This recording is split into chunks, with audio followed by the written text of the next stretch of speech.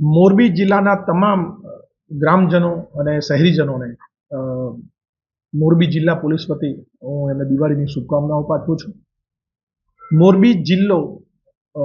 મોરબી જિલ્લાના સ્થાનિક લોકો માટે સદા સેવામાં તત્પર છે.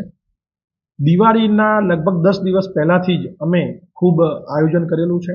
એમાં અમારા રેન્જ આઈજીપી સર અને અમારી સૂચનાથી અલગ અલગ જગ્યાએ ખૂબ મોટા પ્રમાણમાં ફૂટ પેટ્રોલિંગ પણ કરવામાં આવેલું છે. 2 દિવસ પહેલા જે ફૂટ પેટ્રોલિંગ કરવામાં આવેલું હતું એમાં એક એનડીપીએસનો 28 ગ્રામનો નાર્કોટિક્સનો પણ કેસ થયેલો અને એ વાહન ચેકિંગ દરમિયાન એક આર્મ્સ એક્ટનો પણ ગુનો અમે દાખલ કરેલો છે. સાથે સાથે કાળા કાચ જે લોકો લગાવીને ફરે છે તો એ લોકોની વિરુદ્ધમાં પણ અમે ગુના દાખલ કરેલા છે, દંડ લીધો છે. નંબર પ્લેટ જે તૂટી ગયેલી છે એ પણ એની વિરુદ્ધમાં પણ અમે કામગીરી કરેલી છે. હથિયાર ધારાના પણ કેસ કરેલા છે. 135 જાહેરનામા ભંગના પણ કેસ કરેલા છે. બાઇક અને વ્હીકલ ડિટેન કરવામાં આવેલા છે. ખાસ કરીને ઉમા સર્કલથી જે ભક્તિનગર સર્કલ જ્યાં ખૂબ પ્રમાણમાં લોકો આવે છે તો અમે થોડું કહી શકાય કે ત્યાં ટ્રાફિકનું મેનેજ કરવામાં થોડી અમને સફળતા મળી હોય એવું મને લાગે છે.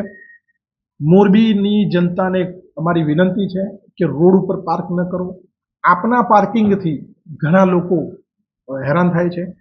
પબ્લિક જે છે ટ્રાફિકના નિયમનું પાલન કરે એવી અમારી વિનંતી છે.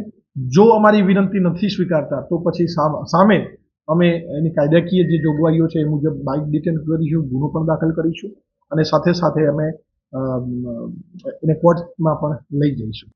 લોકો ખૂબ એક અઠવાડિયાની રજા આવે છે તો લોકો ખૂબ પ્રેમથી અને બહાર ફરે, પણ જ્યારે પણ જાય છે તો સ્થાનિક પોલીસને જાણ કરે, પોતાના જે પડોશીઓ છે એમને જાણ કરે અને પોતાના જે કિંમતી કોઈ પણ સોના ચાંદીના દાગીના છે બને ત્યાં સુધી જ્વેલર્સ અરે બેંક લોકરમાં રાખીને જાય અને ઘરમાં બને ત્યાં સુધી કોઈ પણ કિંમતી ચીજ વસ્તુઓ ન રાખે એવી અમારી વિનંતી છે.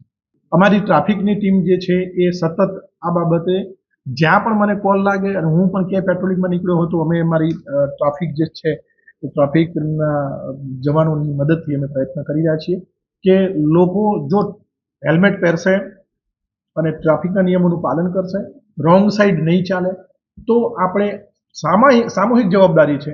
સામૂહિક જવાબદારીથી આપણે જે ફેટલમાં રેટ છે એ ઘણું ઓછું કરી શકીશું.